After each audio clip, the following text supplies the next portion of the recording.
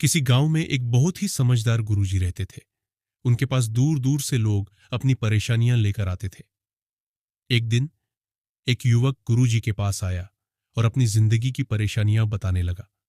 उसने कहा, गुरुजी, मेरी जिंदगी में इतनी परेशानियां हैं कि मैं क्या करूं, कुछ समझ में नहीं आता।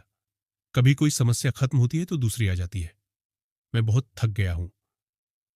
गुरुजी ने ध्यान से युवक की बातें सुनी और फिर मुस्कुराते हुए बोले, बेटा, परेशानियां जिंदगी का हिस्सा है। अगर तुम इनसे भागते रहोगे तो ये तुम्हारा पीछा नहीं छोड़ेंगी। आओ मैं तुम्हें कुछ दिखाता हूं। गुरुजी ने युवक को अपने साथ रसोई में ले गए। वहां उन्होंने एक बर्तन में पानी रखा और उसे उबालने के लिए चूल्हे पर चढ़ा दिया। जब पानी उबलने लगा तो गुरुजी ने उसमें एक मुट्ठी चावल, एक आलू और कुछ कॉफी के दाने डाल दिए। फिर वे बोले, अब थोड़ा इंतजार करो। कुछ देर बाद गुरुजी ने बर्तन से चावल, आलू और कॉफी के दानों को बाहर निकाला और युवक के सामने रख दिया।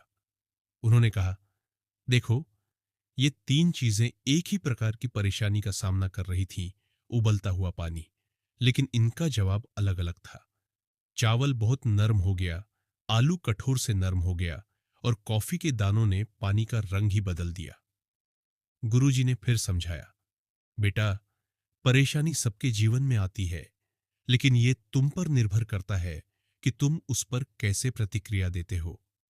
तुम चाहो तो चावल की तरह कमजोर बन सकते हो, आलू की तरह बाहर से मजबूत और अंदर से कमजोर हो सकते हो, या फिर कॉफी के दानों की तरह अपनी परिस्थितियों को ही बदल सकते हो। युवक ने गुरुजी की बात को समझ लिया। उसने निश्चय किया कि अब वह अपनी परेशानियों का सामना दृढ़ता से करेगा